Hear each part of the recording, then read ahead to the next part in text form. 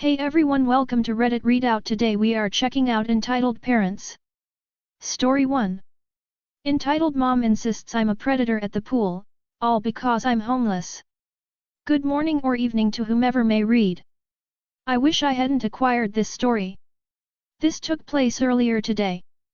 Before I get into it, I should let you know I am a homeless vagabond or transient, as some like to say.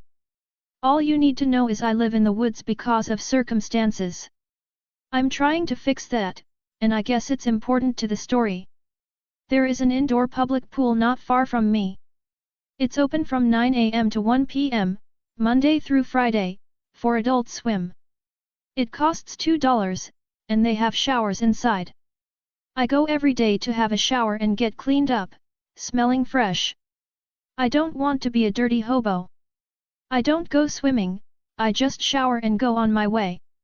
Honestly, it's the cheapest and closest option. I had been walking 90 minutes to a truck stop, but that was $5. As I said, I go every day. Unfortunately, someone took notice. Her name is Karen. I walked through the entrance, paid my $2, and went to the men's locker room. I had my shower, got all sparkly clean, got changed, and walked out of the changing room to start my day. And that's when I met Karen standing outside the door, hands on her hips. She was waiting for me. I guess she had noticed me coming in and leaving every day without swimming, or maybe it was the big scraggly beard. She had me pegged as homeless. I don't know, I didn't think it was something I screamed of. The first thing out of Karen's mouth as she stared daggers at me was, "You don't belong here." I wasn't paying much attention, so I politely asked, "Sorry, lady, what was that?" She said, "You can't be here, it's a safety risk." I replied, "I know how to swim." Karen exclaimed that it's not safe for her kids, that she can't allow predators around her kids. She didn't use the word predator, she used the hard P word. I got a bit upset. I didn't yell, just got snarky. I said, "Lady, there ain't no kids here. I come in the morning when it's just us old folks. I come for a shower, I pay my $2, and if you don't like it, complain to someone else. I don't give a flying expletive. Man," Karen marched off. I thought it was funny, mostly because she reminded me of a pigeon the way she walked. Karen really defined the name. She got the manager, in this case, the head lifeguard.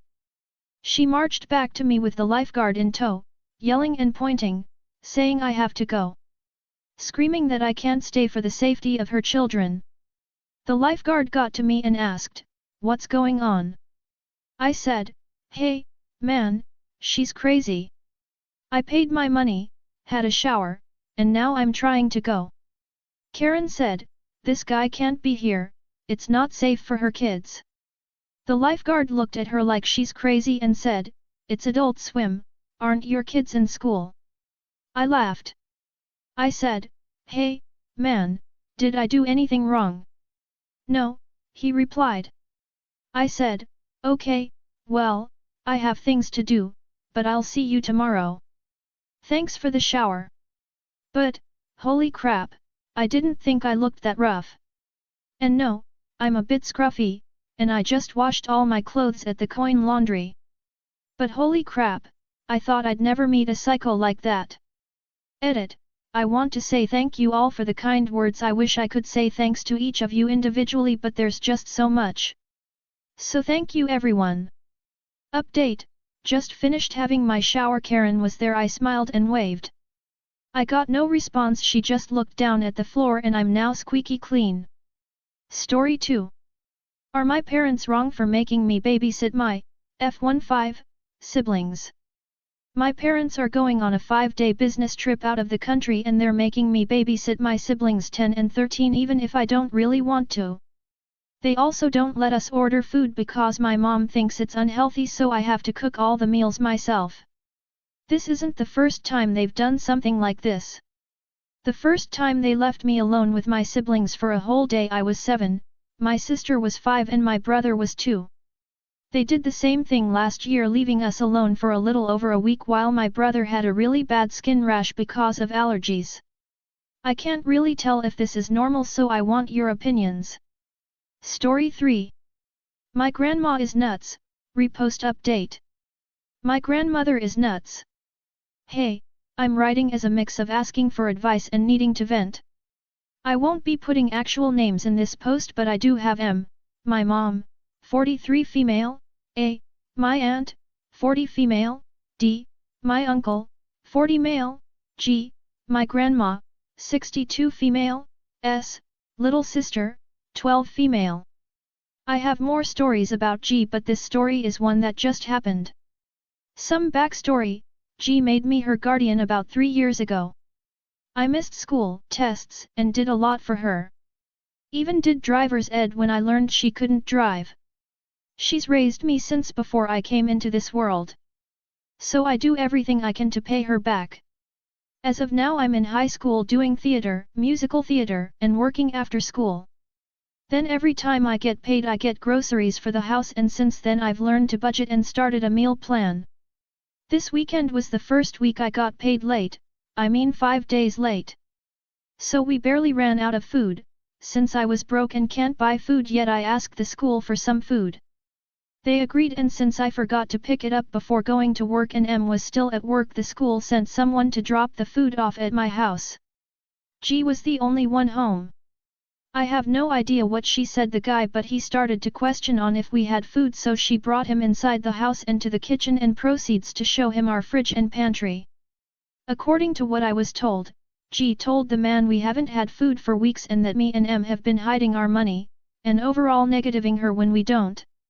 I get food for at least 2 weeks, and if I can I get takeout for us to eat for dinner. There have been times we run out of food sooner because G makes more food she can eat, throws out leftovers that are a night old, and throws out food she claimed was bad when they weren't. When M got home, G told her what she did. So M told A what G just did, and A went to my house and questioned G why she did that, and accordingly G started to change her story of how she got the guy into our house and to see the kitchen. I have no idea how long this conversation was or anything since I was at school, but close to the end of it G then started to say she'll move out and get out of me and M way. Once it was over, A went back to her house with S, so then G doesn't put S into a lie that could make things worse for her or something else. I did get told any of what happened till D and S picked me up today from my after-school theater rehearsal. So I decided to stay with A and D for tonight so I don't have to deal with whatever G is doing at my house. RN. Thank you for reading, and if you have advice for me I would really appreciate it.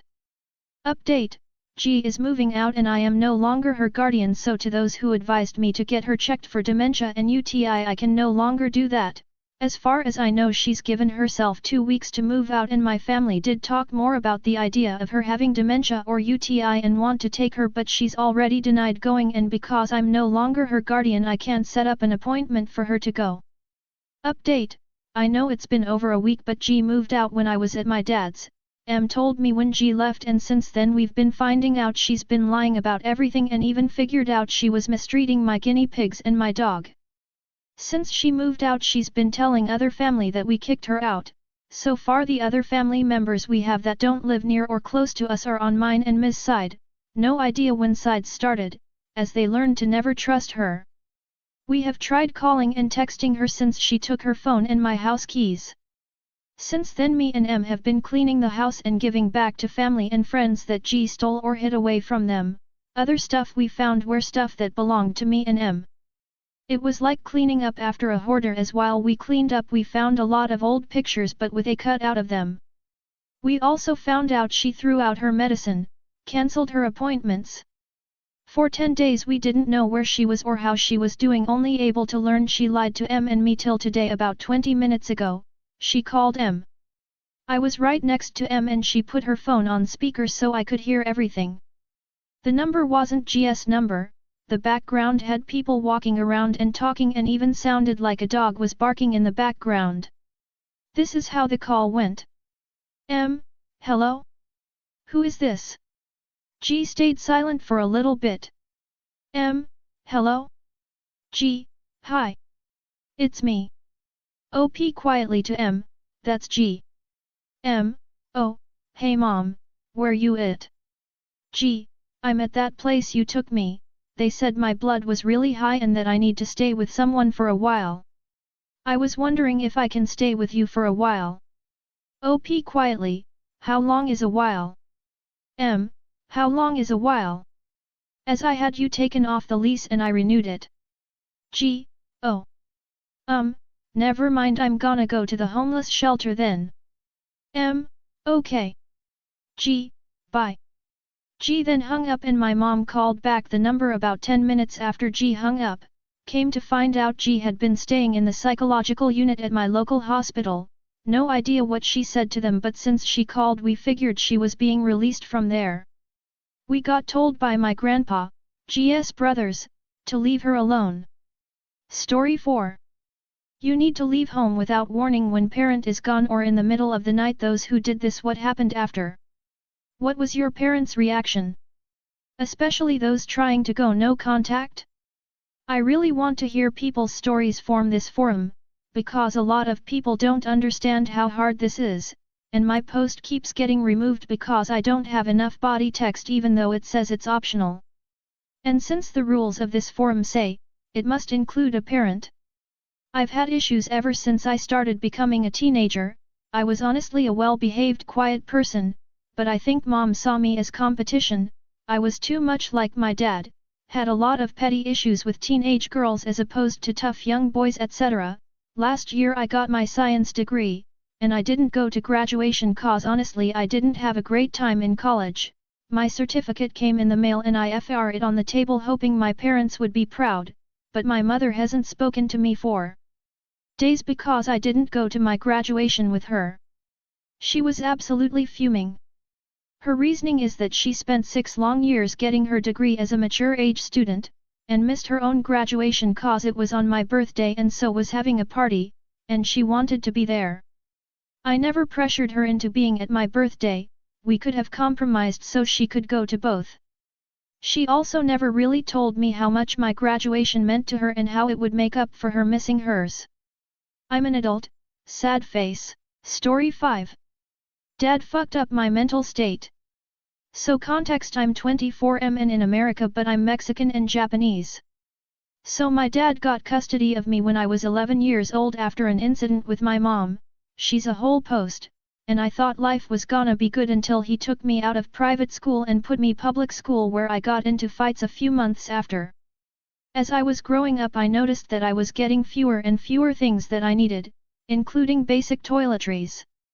I had really long hair for most of my life and those who have it know how much they need hair care products and dad never let me cut it. I noticed that dad would wait till his friend got stupid drunk and give him a big bag of weed and my dad would tell him that he would pay him back the next day. He almost never did. When I was in 8th grade he let me smoke weed with him and not just a normal nugget or hit a joint. This man packed a moon rock into an apple and let me smoke it because I was joking with him about wanting to smoke. Growing up my cousins always hated me and made it clear to me at a very young age and they would beat me up and steal my stuff and dad would never do anything about it and tell me to fight back. It was 1v5 and 2 cousins were fat and would sit on me to the point that I accidentally learned how to control my breathing in awkward positions, and from what I learned it was a martial arts technique. When I got older and asked for stuff that I needed he never got them for me and I always had to go to my grandpa to get stuff for me or go through the college supplies my mom got me.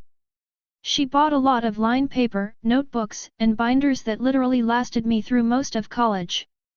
My dad would always say we don't have money for X event or to go eat, yet he always had money for weed, McDonald's large 20-piece nugget meal 2 doubles and McFlurry, while I had to get 2 chickens for $1 and drank super sugar Kool-Aid at home. He even had money for spray cans and high-quality art color pencils and pencils, paint, canvases of all sizes and for someone to print his artwork and sell it at events. He refused to get an actual job even when he got custody of me and he would always ask my grandma for money and rarely pay her back. Hell, I paid rent while living with grandma and he never did. He always worried about his clothes looking good and clean, yet for me I was good with one shirt he'd buy me that I never liked and maybe a pair of shoes. When I told him I was suicidal, he just gave me a hug and offered me weed. Not therapy, not to take me somewhere to calm down or even to my grandpa's house where I felt safe.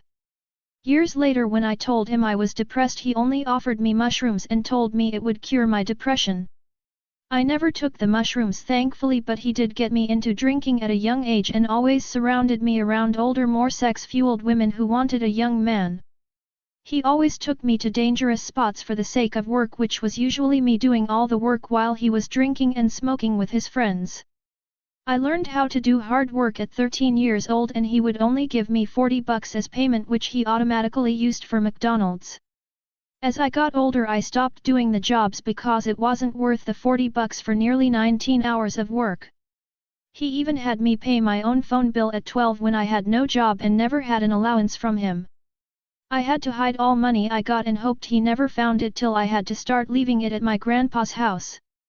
I remember there was a time he got mad at me because I got into Yu-Gi-Oh and would buy and sell cards to have extra cash and demanded that I gave him some money. I remember a few hours after my friend's birthday party, he took me to a football game and gave me a 200 milligrams edible cookie. I thought it was stale, but after a few hours I'm baked on a bus with drunk adults and we didn't even leave till hours after the game was over. I had a constant ingrown toenail problem that he didn't even take care of till I was a senior in high school, when it started in the 8th grade, and he complained the whole time.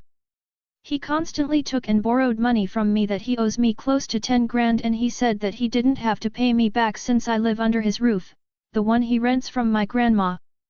My dad told me I had to connect with my roots, but tried to erase one side of my culture without thinking about how it would affect me. As I got older, I just kept ignoring all the red flags because he is family and we help each other, yet I never felt like I was his family, not even a friend or an ATM. I just felt like I was there.